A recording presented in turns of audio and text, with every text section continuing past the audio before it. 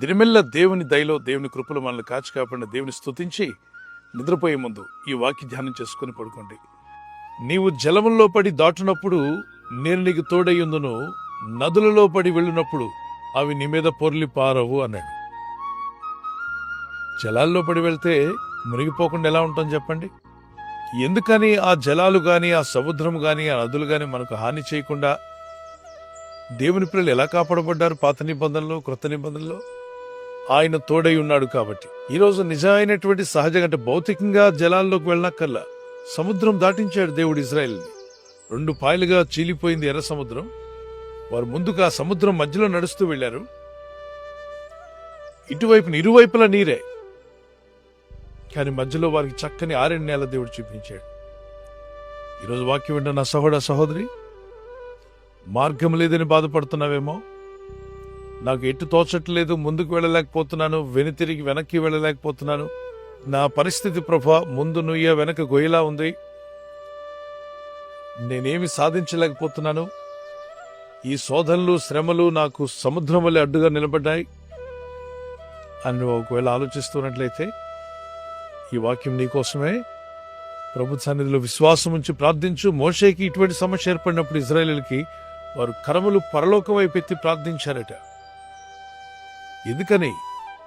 పైనున్న వాని సహాయం వస్తే ఎంత గొప్ప సముద్రాలను మీరు దాటి వెళ్ళగలరు. దేవుని సహాయం మనకు కావాలి. ఆ దేవుని సహాయం పొందడానికే మోషే తన చేతులు పైకెత్తి ప్రార్థించాడు. దేవా, మాకు మార్గం లేకుండా ఉంది, ముందుకు పోలేకపోతున్నాం, వెను తిరగాలంటే శత్రువులు మమ్మల్ని బెదిరిస్తూ ఉన్నారు, అన్ని వైపుల దారులు మూసుకుపోయాయి, మాకు వేరే మార్గం అంటూ లేదు, వేరే దారి లేదు ప్రభువా, మాకు సహాయం ఎక్కడి నుండి వస్తుంది, మీరే మాకు సహాయం చేయాలి తండ్రి అని కరములు ప్రభు వైపు ఎత్తి ప్రార్థించగా, లైఫ్స్ లో కొన్ని స్ట్రగుల్స్ వచ్చినప్పుడు ఆ లిబరేషన్ అనేది దేవుడే ఇస్తాడు మనకి. The bondage from the any kind of bondage that you are going through today. మీ జీవితంలో ఎటువంటి బంధకాలు, మార్గం లేని పరిస్థితులు, ఎటు తోచని స్థితి మీకు ఏర్పడినప్పుడు మోషే వలె కరములెత్తి ప్రార్థించండి. ప్రార్థిస్తున్నప్పుడు దేవుడు ప్రార్థన విని ఊరుకోడు పిల్లరా. ఆయన సముద్రాన్ని కూడా 2 పాయలుగా చీల్చి మార్గం చూపించాడు. మీకు దేవుడు త్వరలోనే మార్గం చూపించబోతున్నాడని నమ్మితే దేవుని స్తోత్రం చెప్పగలరా?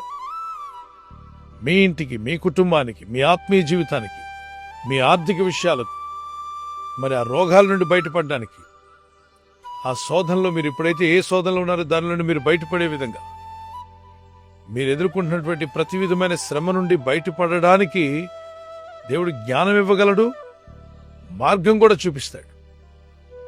మనల్ని పిలిచిన దేవుడు నమ్మదగిన దేవుడని 1 కొరింథీ పత్రిక 10వ అధ్యాయం 13వ వచనంలో, సాధారణంగా మనుషులు కలిగే శోధనలు తప్ప మరి ఎక్కువగా మీకు రానివ్వను అన్నాడు.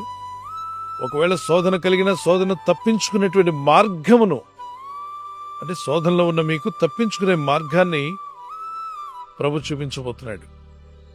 ప్రార్థించండి, దేవుని సన్నిధిలో ఎదురు చూడండి. ప్రభు మాకు జీవితంలో ఒక ఆశ్చర్యం జరిగించమని అడగండి. ఆయనకి సమస్తము సాధ్యమే. జలముల్లో పడి వెళ్ళినప్పుడు నేను నీకు తోడై ఉంటాను అన్నావుగా ప్రభువా, ఇదిగో ఈ సముద్రం లాంటి సమస్యల ద్వారా నేను వెళ్తున్నాను, నా కుటుంబం వెళ్తూ ఉంది, మీ హస్తం నాకు తోడుగా ఉంచుతానన్నావు కనుక నువ్వు తప్పక నన్ను కాపాడుతావు తండ్రి. నేను నీ వాగ్దానాన్ని నమ్ముచున్నాను ప్రభువా. అయ్యా, మీ సన్నిధి నాతో పంపుము దేవా. ఈ శోధనలు జయించే శక్తిని నాకు దయచేయి. ఎర్ర సముద్రాన్ని 2 పాయలుగా చీల్చి నీ ప్రజలకు సాయం చేశావు. అలాగే నదుల్లో పడి దాటునప్పుడు నీ సహాయం నాకు కావాలి ప్రభా. అగ్ని జ్వాలల్లో పడి నడిచిన ఆ జ్వాలను నన్ను కాల్చవని సెలవిచ్చినావు. ఎటువంటి సముద్రం లాంటి సమస్యలు నువ్వు ఉన్నా నీకు దేవుడు విడుదల ఇవ్వబోతున్నాడు. నమ్మితే గట్టిగా దేవునికి స్తోత్రం చెప్పగలరా? ఈ వాగ్దానం మీ పట్ల నెరవేర్చేయి. ప్రతి ఆపదలోనే మీరు తప్పించబడి రాబోయే శోధన కాలంలో మీరు కాపాడబడుదురుగాక. అపాయంలో ఉన్నప్పుడు ఉపాయం ఇచ్చే దేవుడికి మొరపెడుతున్నారా? మొరపెట్టండి. యేసునందు విశ్వాసం ఉంచి ప్రార్థన చేయండి. ప్రార్థన చేసుకుందాం. కళ్ళు మూసుకునండి. ప్రభు అయిన యేసు, నా జీవితంలో ఆశ్చర్యకారం జరిగించండి ప్రభు. ఆపత్కాలంలో నమ్ముకునదగిన సహాయకుడు నాయన ప్రభు. ఈ వాగ్దానం పట్టుకుని ఎవరైతే ప్రార్థిస్తున్నారో వారి జీవితంలో ఎదురైన ప్రతి ఆపద నుండి, శోధన నుండి, శ్రమ నుండి వారిని విడిపించి నీ సాక్షులుగా వారిని నిలబెట్టుకోమని వేడుకుంటున్నాను. నా వాగ్దానాన్ని మీరు నెరవేర్చబోతున్నందుకు స్తోత్రాలు చెల్లిస్తున్నాను. ప్రభా, విడుదల పొంది స్వస్థత నుండి ప్రతి అపాయం నుండి మీరు తప్పించబడి నీ గురించి సాక్ష్యం ఇచ్చి నన్ను ఘనపరిచేవారిగా వీరిని వీరి కుటుంబాలను దీవించమని వేడుకుంటున్నాను. మీరు ఎదుర్కొంటున్న ప్రతి శోధనలో వీరికి సహాయం దయచేయండి. ఆశ్చర్యకరమైన నీ హస్తము చాపి మునిగిపోతున్న పేతును లేవనెత్తిన నా ప్రభా, ఈ ప్రజలను కూడా లేవనెత్తండి.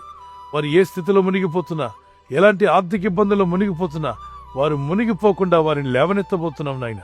ఈ లోకంలో మేము జీవిస్తున్నప్పుడు మా ఆత్మీయ యాత్రలో అనుదినము నీ కృపను, నీ దయను తలంచుకుంటూ నిన్ను స్తుతిస్తూ జీవించే కృపను మాకు దయచేయండి.